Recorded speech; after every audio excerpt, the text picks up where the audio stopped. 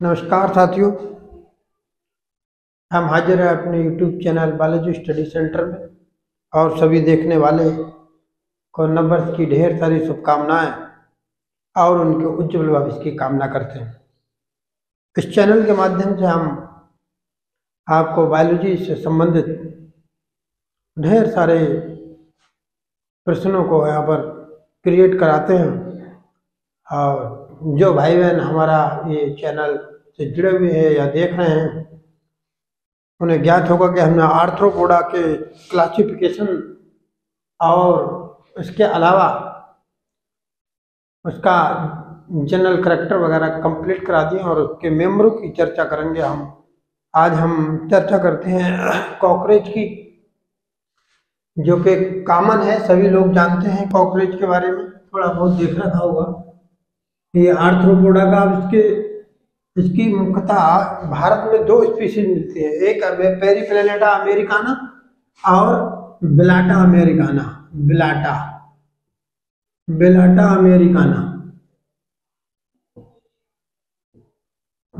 Americana मिलेगी और Periplaneta Americana, इनकी 2 स्पीशीज जो हैं वो मोस्टली यहाँ पर मिलती हैं। इसके अलावा अगर हम सिस्टेमिक क्लासिफिकेशन की बात करें, इसका सिस्टेमिक क्लासिफिकेशन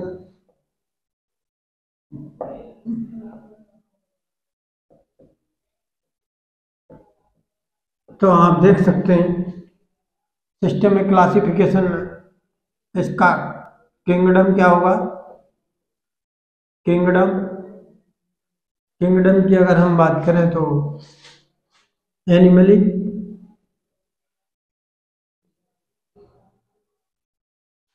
बिटेकर के अनुसार 5 जगत में बांटा गया है और उन 5 जगतों में ये एनिमली एक जगत है।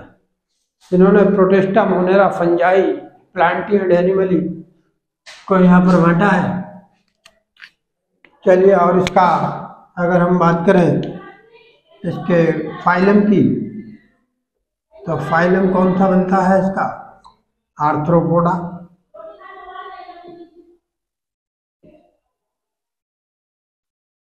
इसके अगर हम क्लास की बात करें, क्लास इंसेक्टा,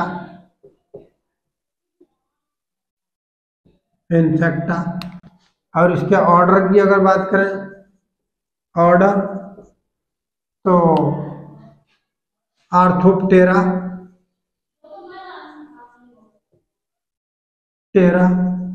जेनस की अगर हम बात करें तो इसका जेनस क्या होगा, जेनस पेरीप्लेनेटा,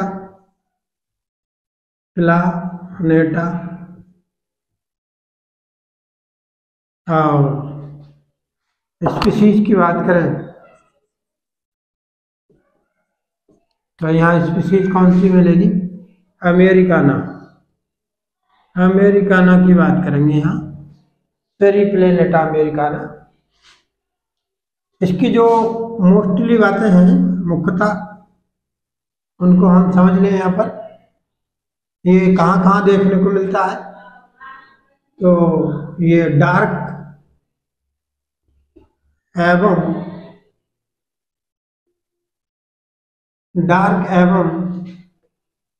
नम स्थानों पर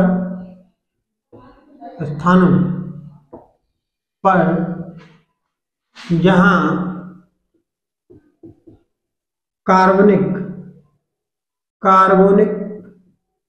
सब्सटेंस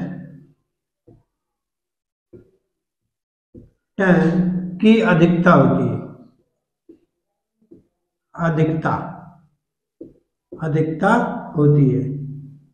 ये वहां देखने को मिलेगा जहां कार्बनिक सब्सटेंस बहुत ज्यादा मात्रा में मिलते हैं। ये घोंसलखानों यानी कि बाथरूम, हलवाई की दुकान,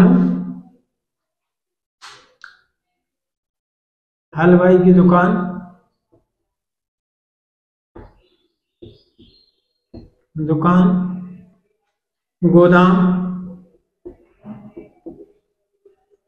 आदि में मिलता है। ये हर जगह मिल सकता है मोस्टली, और सर्वव्यापी होता है, सर्वव्यापी है।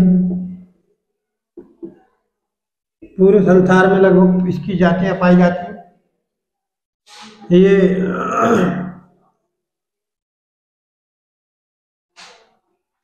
ये नन्हे शिशुओं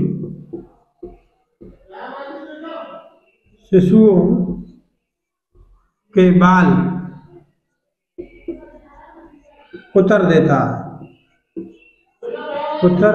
है। इसके अलावा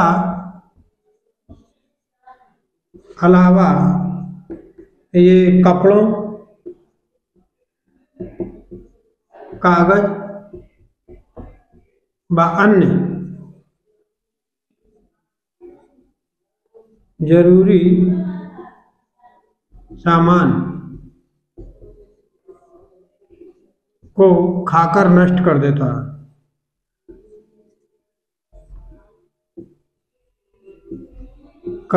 है। पूरी तरह से। और ये सर्वाहारी होता है, सर्वाहारी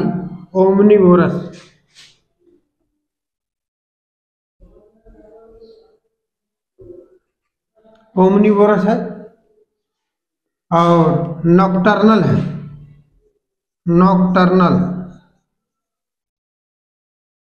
रात्रिचर है,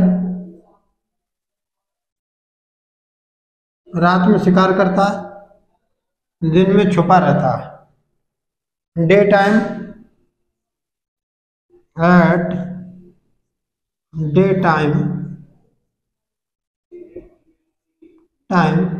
डार्क एरिया में छुपा रहता है। ये इसके खास बात है, समझ लें। डार्क नम स्थानों पर ये मिलता है जहाँ कार्बनिक सब्सटेंस की अधिकता पाई जाती, जहाँ बहुत ज़्यादा मात्रा में कार्बन मिलता। ये बाथरूम, हलवाई की दुकान, गोदाम आदि में मिलता है। सर्वव्यापी होते हैं। ये नन्हे शिशुओं के बाल भी कुतर देता है, और इसके अलावा ये कपड़ों, कागज व अन्य जरूरी सामान को खाकर ये नष्ट कर देता है। ये सर्वाहारी होता है, सब कुछ खा जाता है। यानी कि ओमनिवोरस है, नॉकटर्नल है, रात्रिचर है, रात में शिकार करता है, और at day time dark area में छुपा रहता है। इसके अलावा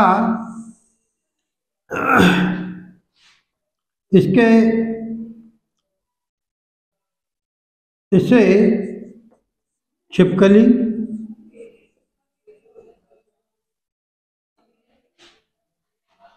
मेढक आदि शिकार के रूप में खाते हैं।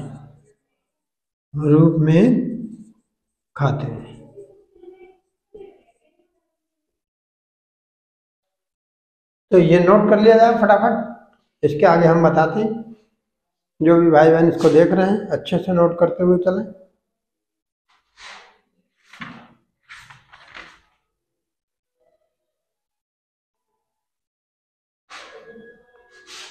चलिए, इसके एक्सटर्नल मॉर्फोलॉजी की चर्चा करेंगे।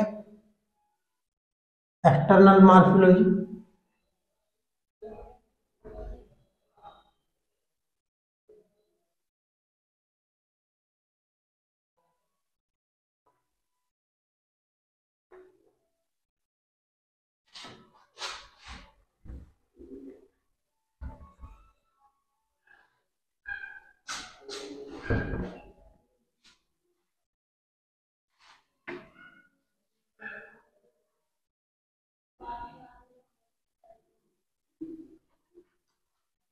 ये इसकी जो बॉडी जो होती है,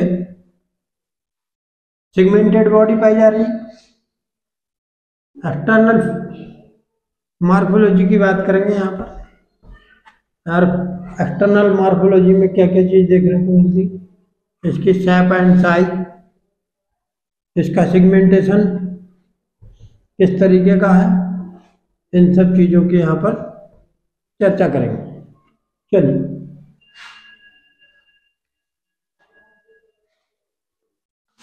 एक्सटर्नल मॉर्फोलॉजी।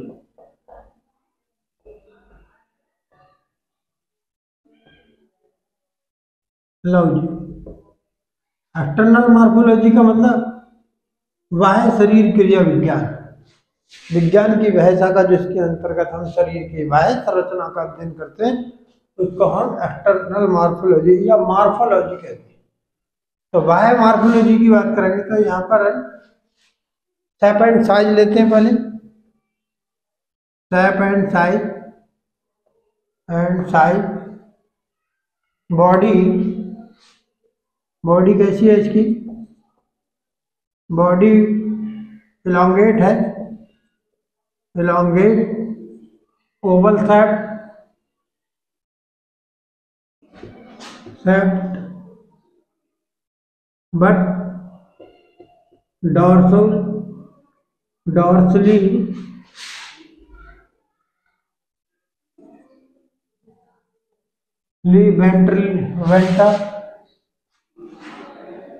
डॉर्सोवेंट्रली। ये डॉर्सोवेंट्रली कैसी होती है, फ्लैट होती है। डॉर्सोवेंट्रली,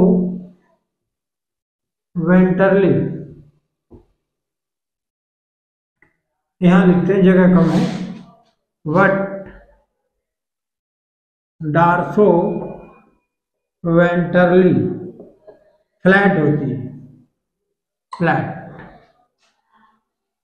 रेस्टिंग पीरियड में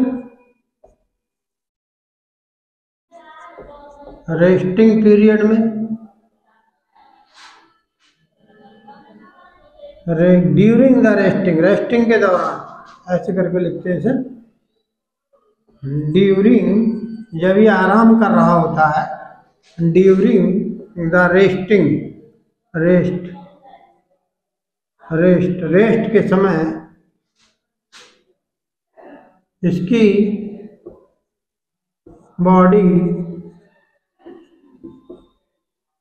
परों से ढकी रहती है, विंग्स से ढकी रहती है, विंग से ढकी रहती है, विंग्स के ढकी रहेगी। दो प्रकार के विंग्स पाए जा रहे हैं इसमें। और शरीर बॉडी काइटिनस होती है, काइटिन की बनी होती है, काइटिन की मोटी थिक लेयर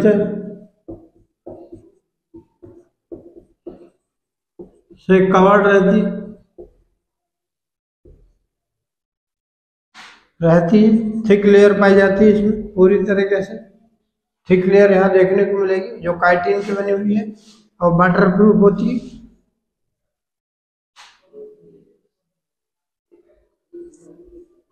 सेगमेंटेड बॉडी देखने को मिलेगी,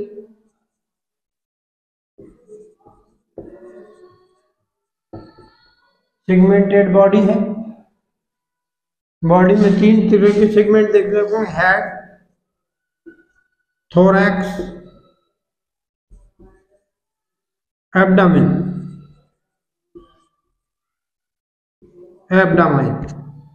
ये 3 तरीके के हेड, 3 तरीके के सेगमेंट इसकी बॉडी पर देखने को मिलेंगे। अगर हम इसके साइज की बात करें तो लंबाई की अगर बात करेंगे तो कितना लंबा होगा ये, मोस्टली अगर हम लंबाई की बात करें तो 3.5 फीट, 3 से 3.5 से ये 5, 3.5 से 5 सेंटीमीटर का लंबा होता है। और अगर विड्थ की बात करें, चौड़ाई की बात करें तो 2 सेंटीमीटर होगा, लगभग 2 सेंटीमीटर। चौड़ाई की बात करें तो मात्र 2 सेंटीमीटर। लंबाई और चौड़ाई की बात यहाँ समझ में आ गई होगी आपको, ज़्यादा लंबा नहीं होता है। लेकिन और हेड इसका कैसा होता है, चलिए आप एक एक की चर्चा करेंगे बारी बारी से। हेड के बारे में थोड़ी सी बात कर लेते, थोरैक्स के बारे में, एब्डोमेन के बारे में। चलिए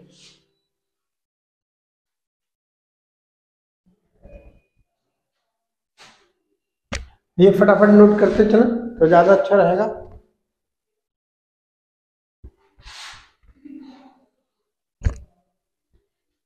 कलरेशन की बात कर लेते हैं तो इसका कलरेशन जो है, एब्डोमेन वाला कलरेशन की अगर बात करें तो ये हल्के पीले रंग का मिलेगा, हल्के पीले रंग का होगा। थोरैक्स हेड ब्लैक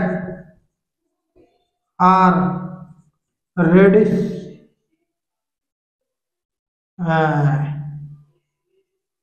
रक्त रक्त रक्त लाल,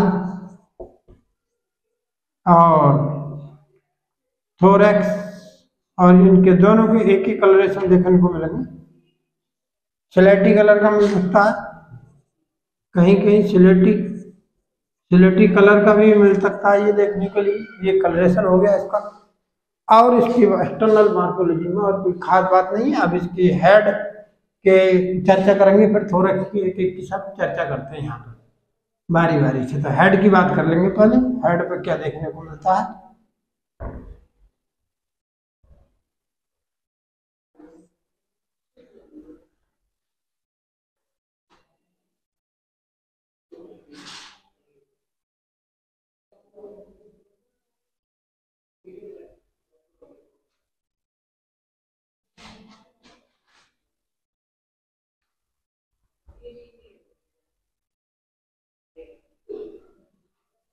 चलिए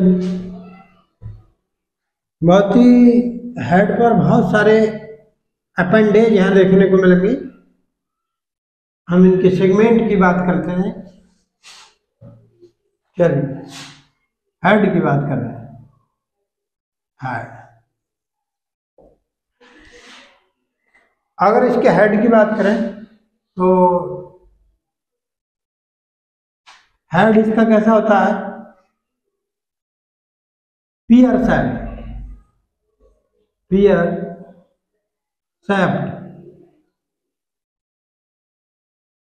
हेड पाया जाता है, पियर शेप्ड हेड पाया जाता है।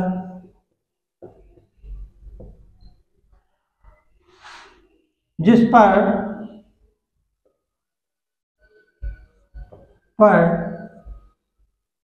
एक जोड़ी वन पेयर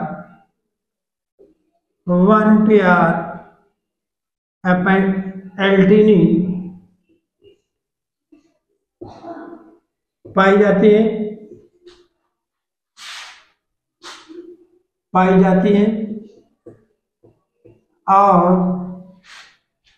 इनके बेस पर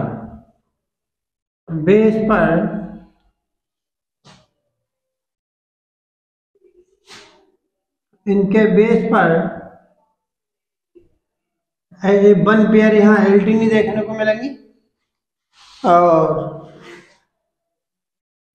इनका बेस ब्राउड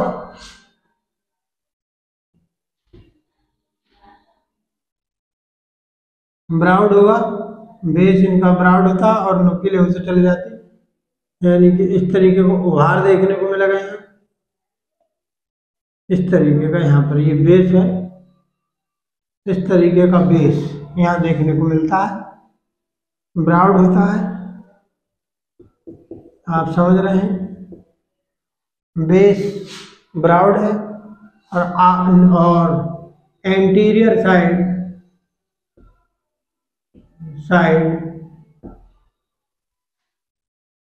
नारो है। ये सेंसरी नेचर का होता है, ये सेंसरी नेचर का है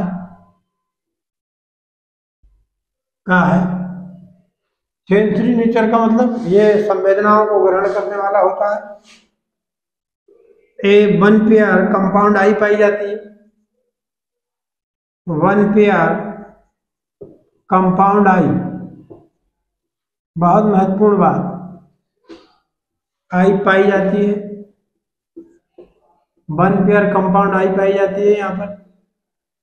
और इसके बेस पर, इसके ऊपर बेस के ऊपर एक उभार होता है जिसे फिनिस्टा कहते हैं। बहुत वेरी वेरी इंपॉर्टेंट, फिनिस्टा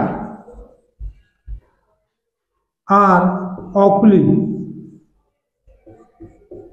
फिनिस्टा अथवा ओकुली कहते हैं। ये सिंपल आई से सिमिलरिटी रखती है।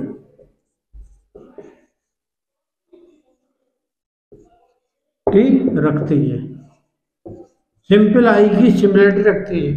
पूछा जाएगा कौन सा ऐसा हेड पर पाए जाने वाला ऑर्गन है जो सिंपल आई किससे सिमिलरिटी रखता है, तो उसको ओकुली या फिनिस्टा कह रहे हैं। ये बहुत महत्वपूर्ण है, कई बार नीट में पूछा गया है। ये कंपाउंड आई पाई जा रही है, ये देखिए कंपाउंड आई है, संयुक्त नेत्र कहते हैं जिसे, 1 पेयर है। और हेड के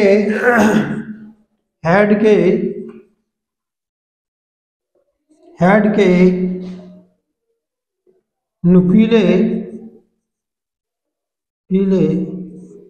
भाग पर एक दरार के रूप में माउथ ओपन होता है, माउथ ओपन होता है।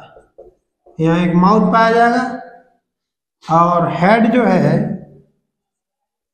हेड 7 सेगमेंट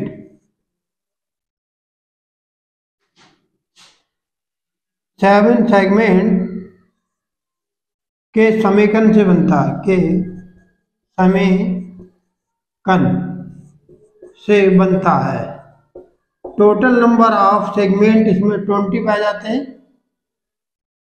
कॉकरोच में कितने सेगमेंट पाए जाएंगे? 20।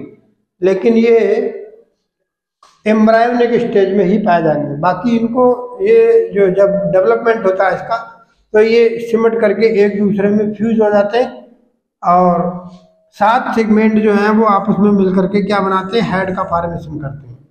ये बात पूछ लेगा आपसे। और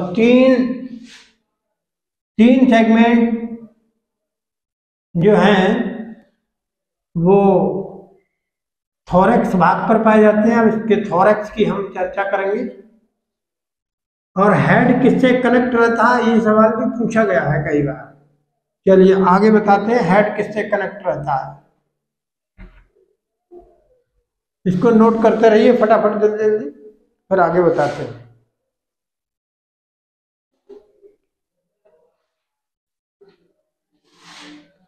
सिर यानी कि हेड, थोरैक्स से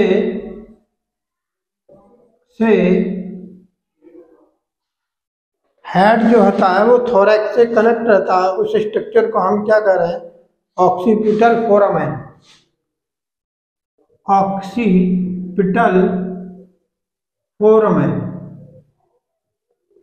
से कनेक्ट रहता है। हेड थोरैक्स ऑक्सीपिटल फोरामेन द्वारा कनेक्ट रहता है, कनेक्ट रहता। और क्या बात है खास इसमें? एक और बहुत वेरी वेरी इंपॉर्टेंट ये बात पूछी गई है। इसका हेड कैसा होता है? Rotate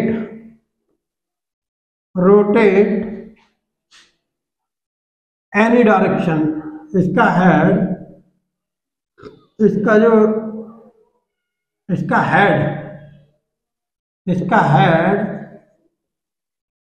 rotate any direction.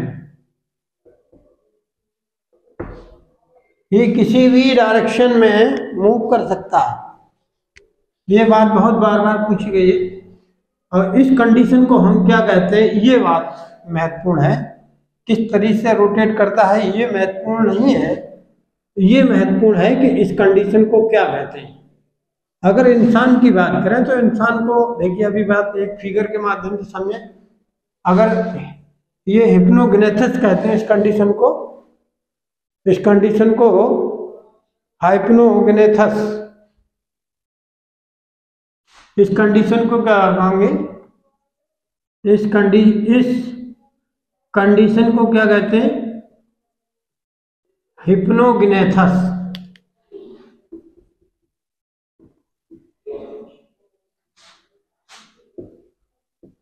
हिप्नोगनेथस condition, ये अपनी भी ऐसी, इसका जो बॉडी है एक्सिस से 90 डिग्री पर मुड़ा होता है।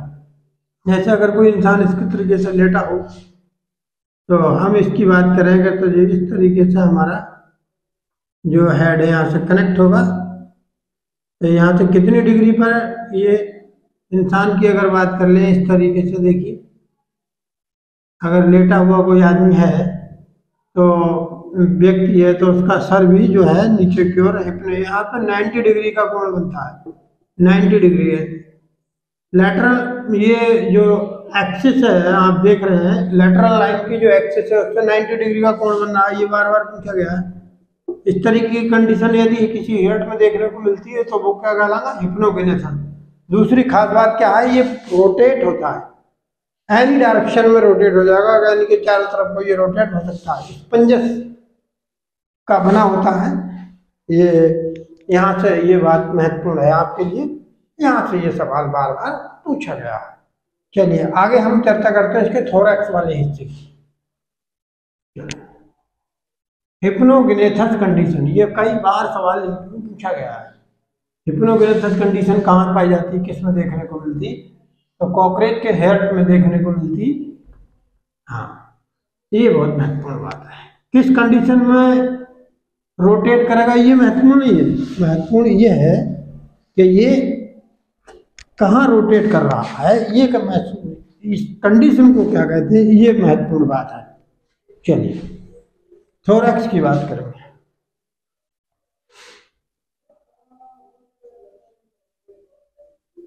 थोरैक्स, थोरैक्स कहते हैं वक्ष के लिए, वक्ष। और वक्ष की अगर बात करें तो ये 3 से 4 सेगमेंट, 3 सेगमेंट की बात करेंगे, 4 नहीं, निश्चित सेगमेंट है यहाँ, सेगमेंट से डेवलप होता है। कौन कौन से सेगमेंट हैं, प्रोथेरिक्स, मेटाथेरिक्स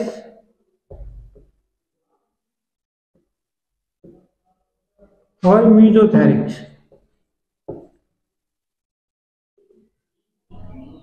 ये प्रोथेरिक्स, मीजोथेरिक्स, मेटाथेरिक्स ये देखने को यहाँ पर मिलेंगे और ये आपस में कनेक्ट रहते। चलिए ये महत्वपूर्ण बात है। इसके बाद अगर हम बात करें तो इसके ऑब्डामिन की, एब्डामाइन की अगर बात कर लें, उदर की, तो उदर 10 से 11 सेगमेंट से डेवलप होता है। और इसके सेगमेंट जो होते हैं वो मेल में अगर बात करें, मेल में तो ये आपस में फ्यूज हो जाते हैं। और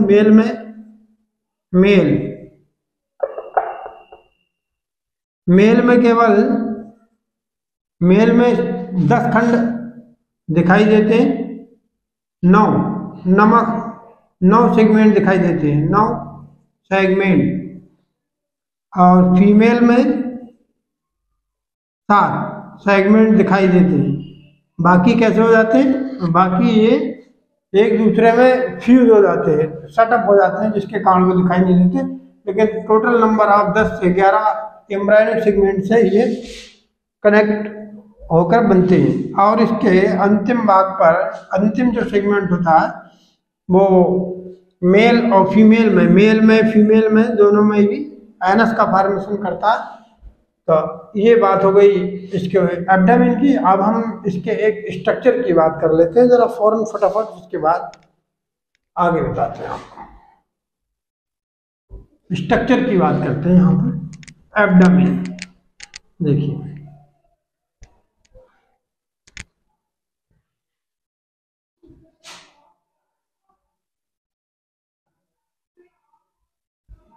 ये देखिए पियर शेप्ड इसकी स्ट्रक्चर है।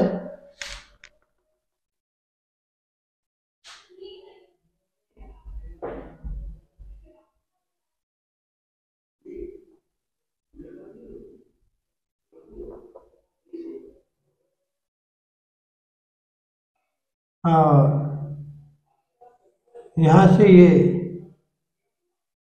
ये देखिए यहाँ पर एल्टीने एराइज हो रहे हैं और यहाँ पर आई पाई आई, ये आई है। और ये फिनिस्टा है, फिनिस्टा ये ओकुली, ओकुली कह रहे हैं इसे। ये एल्टीना है, ये माउथ है, ये एल्टीना है, ये